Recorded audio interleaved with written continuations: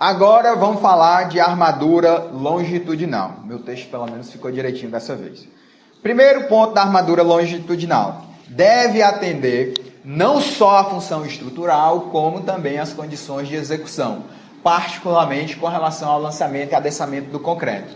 Então, além de você calcular o AS, né, e armar esse AS na armadura longitudinal do pilar para aguentar um esforço de compressão, ou melhor dizendo, para aguentar flexão e compressão ao mesmo tempo, né? Porque o pilar ele tem isso, ele tem flexão e compressão ao mesmo tempo. Ele tem a flexão lateral e tem a compressão vertical. Então, a partir de agora, eu vou me referir a isso como flexo-compressão, que esse é o termo que a gente usa, tá? Flexo-compressão, quer dizer o quê? Que o elemento está sofrendo flexão e compressão ao mesmo tempo.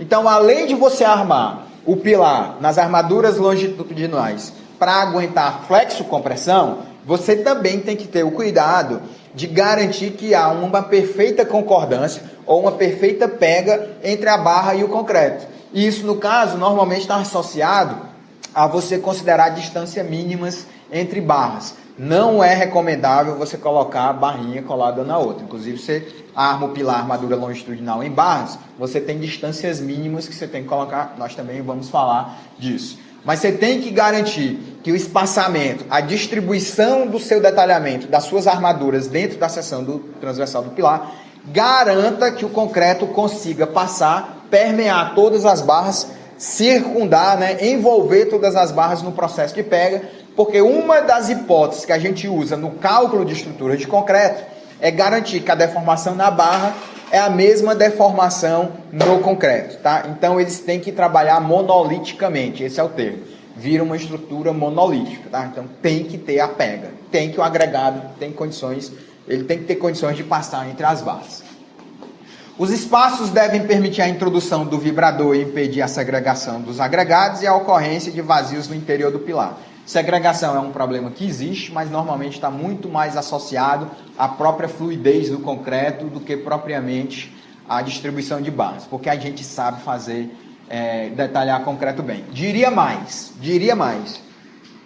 o programa de detalhamento de pilar do TQS, ele beira a perfeição, cara. É incrível, assim. O que o TQS faz a nível de pilar é impressionante, porque você detalha quase nada. Onde você, às vezes, ainda detalha alguma coisinha no TQS é quando você tem engarrafamento de barra e, às vezes, nos andares de baixo, que estão mais carregados, quando você vai mudar a bitola. Mas, tirando isso, passou do décimo, seu prédio tem 23 andares, passou do 10º andar, é quase impossível você mexer em alguma coisa do jeito que o TQS consegue detalhar o pilar, porque é a perfeição. Quem for fazer lá meu curso vai ver, quando a gente estiver vendo o pilar, não tem o que fazer. Você gerou o pilar, já pode mandar para, quase que pode mandar para a obra. Aliás, até pode, você só vai fazer mudanças às vezes para facilitar a construção. Mas em geral, o detalhamento de pilar que o TQS faz é impressionante, economiza muito do seu tempo, tá? E não deixa você cair nesse tipo de situação. Colaboram para resistir à compressão, claro, né? O aço está lá no concreto predominantemente para resistir à compressão. Então aqui mais do que nunca cai por terra aquela máxima, né, que a gente sempre aprende. Concreto a compressão, aço a tração. Na verdade, a essa altura do campeonato você já sabe que o aço ele resiste à compressão muito melhor do que o próprio concreto, né? Quanto melhor? A resistência do aço à compressão é fácil, 20 vezes, 15 vezes a resistência à compressão de um concreto aí de 25, 30 MPa, tá bom? Também tem a função de diminuir as deformações no pilar, uma vez que você tem as barras com a resistência muito maior, tá bom? Especialmente as decorrências de retração e fluência, porque o aço ele consegue ajudar nesse processo do concreto, tá bom? Então você tem aí 4 pontos importantes, por que você faz o cálculo da armadura longitudinal do pilar, porque sempre tem alguém que diz assim, porra, mas se o concreto não resiste bem à compressão e o esforço predominante no concreto não é compressão, por que eu não faço pilar só de... Porra, se o concreto resiste bem à compressão e o esforço preponderante no pilar é compressão, por que eu não faço pilar só de concreto? Não. Não, então, é isso que eu estou dizendo. Por que então não faz pilar só de concreto e tira o aço, que inclusive é mais caro? Tá? Se o concreto resiste bem à compressão, de novo, concreto resiste bem à compressão. o pilar tem esforço predominantemente de compressão. Por que eu não faço pilar? Caralho. O concreto resiste bem à compressão. O pilar resiste, se submete predominantemente a esforço de compressão. Então, por que eu não faço pilar só de concreto? Né? Eu estou te dando 4 razões, 4 motivos pelos quais você não faz pilar só de concreto. Tá bom? Tem que ter aço. Não tem conversa. Outro ponto importantíssimo, número mínimo de barras. Não sei porque que esta porra saiu assim toda cortada. Número mínimo de barras. Isso também são questões normativas. Número mínimo de barras. Se o teu pilar for circular, o número mínimo de barras em um pilar de concreto, se o teu pilar for circular, são 6 barras. Você não pode fazer um pilar de concreto circular com 5 barras, com 4 barras, com 3 barras ou 100 barras. Se o teu pilar for de concreto armado e ele tiver uma geometria circular, você tem que colocar no mínimo 6 barras. Independente da bitola da barra, normativamente você tem que colocar 6 barras. Se o teu pilar se ele for retangular, em L, em T, em I, em U, qualquer outra superfície que envolva, encontros das laterais do pilar em 90 graus, como é o retangular, como é o L e tal, a norma diz o seguinte: você tem que ter uma barra em cada vértice de estribo. Na verdade, ela não diz exatamente isso, mas você tem que ter uma barra em cada vértice de estribo. Então, o nosso segundo pilar aqui da figurinha amarela, o pilar é retangular. Eu tenho que ter pelo menos uma barra em cada estribo. Então, a quantidade mínima de barras num pilar retangular vai ser 4. Sempre 4? Sempre 4. Posso ter mais que 4? Lógico que você pode ter mais que 4, porque você pode colocar barras entre barras. Aliás, várias barras entre barras. Mas o número mínimo de barras em seções, digamos assim, quadrilaterais, retangulares, é uma barra por vértice de estribo. Não de vértice de concreto, vértice do estribo. Então, no pilar retangular, o estribo também é retangular. Portanto, você tem que ter uma barra em cada canto. E, portanto, você vai ter, no mínimo, no pilar retangular, quadrado, quadrilátero, 4 barras. O pilar em L, você vai ter que ter, obrigatoriamente, 2 estribos cortados retangularmente, como está na nossa figurinha azul. E você não tem que ter uma barra em cada vértice do estribo? Então, no pilar em L, você vai ter 2, 4, 6, 7 barras no mínimo.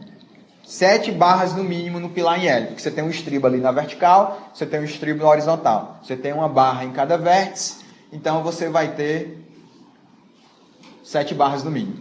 Tranquilo? Tranquilo? E aí o pilar em I? Agora você já entendeu a lógica, né? Tem lá o estribinho, aí você tem lá o pilar em T, aliás, desculpa. Você tem um estribo vertical, um estribo horizontal. 2, 4, 6, 8. No mínimo 8 barras. Se o pilar fosse em U, pilar em U, quantas barras no mínimo para o pilar em U? Não está aí na figura.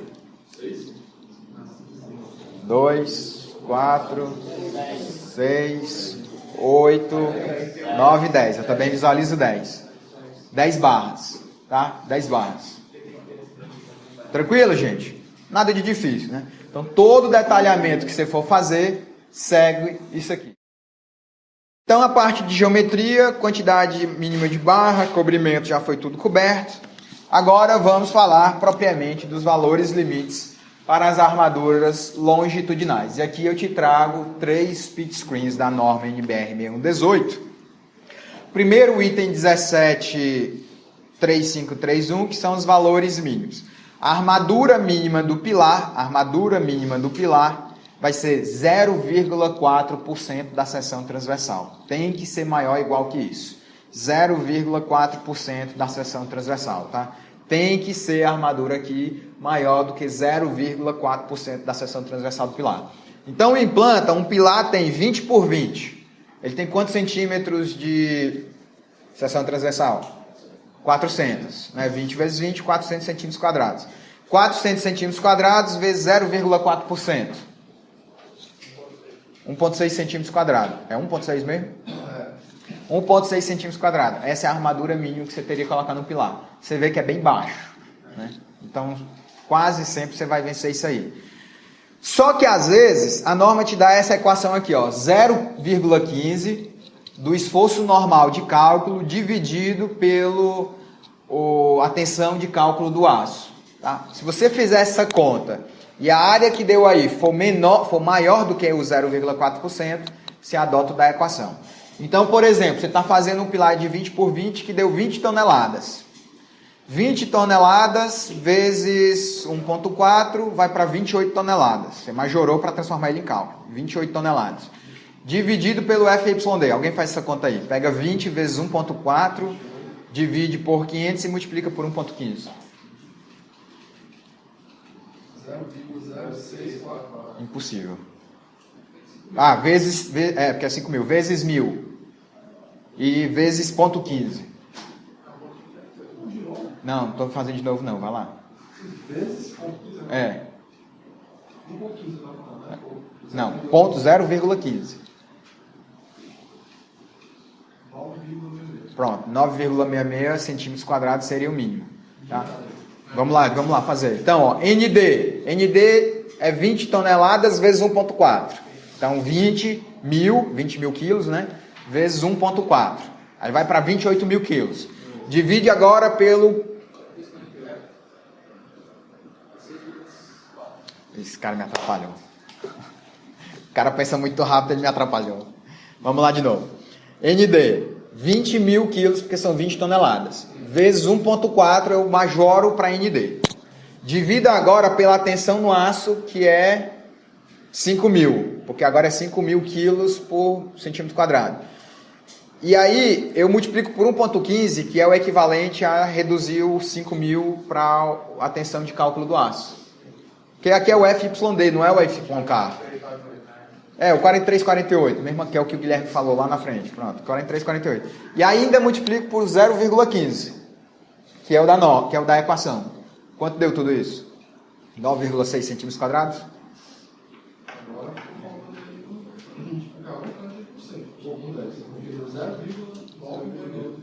Então pode ser que seja isso, 1 centímetro quadrado. Então pronto, é 1 centímetro quadrado, ele vai vencer o 0,4%. O que eu estou te falando é assim, tudo isso é para te mostrar que, na verdade, a área mínima de aço num pilar é irrisória. Quase sempre o próprio esforço vai vencer isso aí, tá bom? E a área máxima? Aqui você tem que ter um cuidado especial. A área máxima de aço dentro da seção de concreto do pilar, dentro da seção do pilar, tem que ser menor ou igual a 8%. Então, qual é a área máxima do pilar, a área máxima de aço em termos de armadura longitudinal dentro do concreto? 8%. Por que eu estou dizendo que você tem que ter um cuidado especial aqui? Porque tem a zona de traspasse. Tem ponto que uma barra do pilar, de um pavimento, vai passar pelo outro. E essa área aqui conta 2 vezes. E o 8% tem que atender aqui também. As barras vão dobrar a quantidade de barras na medida que você muda de pavimento. E você tem que garantir o 8% lá também.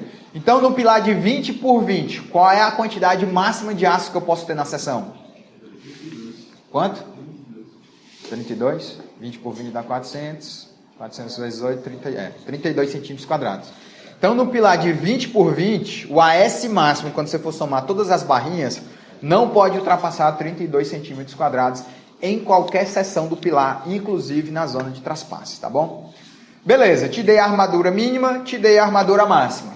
Diâmetro mínimo da barra. O diâmetro mínimo da barra de pilar é a barra de 10 ou 1/8 da menor dimensão da seção transversal.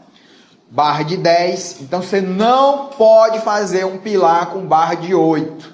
Você não pode fazer um pilar com barra de 5, com barra de 6, com barra de 8 na barra longitudinal. No estribo pode. Aliás, são normalmente essas bitolas que você vai usar no estribo.